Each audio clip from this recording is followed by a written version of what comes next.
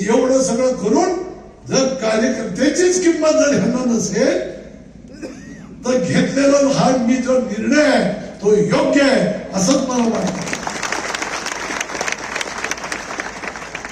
इथल्या आमदार मंत्र्याबद्दल मला बोलण्याची मुळीच इच्छा नाही, कारण त्यांची ती लेवलच नाही.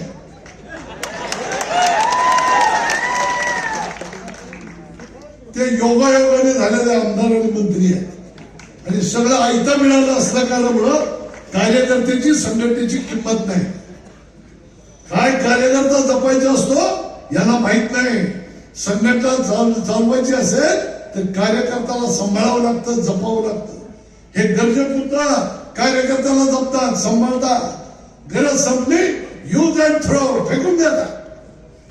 आज माझ्यासारख्या कार्यकर्त्याला तुम्ही फेकून देताय.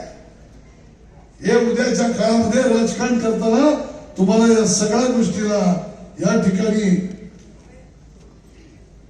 सगळ्या ठिकाणी तुम्हाला अडचणी जेव्हा येतील तेव्हाच गारटकरची आठवण आल्याशिवाय राहणार नाही. म्हणून मला आपल्या सर्व लोकांना या ठिकाणी सांगायचंय की एक एक कार्यकर्ता जपत आम्ही या ठिकाणी काम केलं, रक्ताचे पाणी केलं, प्रपंच उधारला. आज लय पैसेवाले आता मी ते बघत होतो, 2 पिढ्या लागतील म्हणजे आमचा पैसा मोजायला. अरे कशाची कमेंट करताय? तुमच्या पैशावरती आम्ही जोडतो. काय बोलताय काय तुम्ही?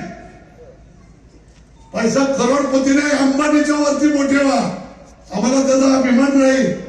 पण सार्वजनिक ठिकाणी या पैशाचा चुकीच्या ठिकाणी वापर करून समाजाला लाचार बनवून, तरुण कार्यकर्त्याला लाचार बनवून राजकारण करण्याचे धंदे बंद करा. आणि जाताय कशाला निवडून? बघितलं तुमचं औदार्य, तुमचं दायित्व, तो रिझर्वेशनचा असला बायपास, तुम्हाला त्याचं महत्व कळत नाही. एवढी मोठी ट्रॅफिक वाढेल. आज जशी बाजारपेठ बंद झाली, काही दिवसांनी हा हायवे सुद्धा जुना हायवे स्टँडच्या समोरून तुम्हाला चालता येणार नाही. घेऊन जाणार आहेत का हायस्कूल बाहेर, का कॉलेज बाहेर घेऊन जाणार, का एसटी स्टँड बाहेर नेणार? हे तर तिथंच राहणार आहे.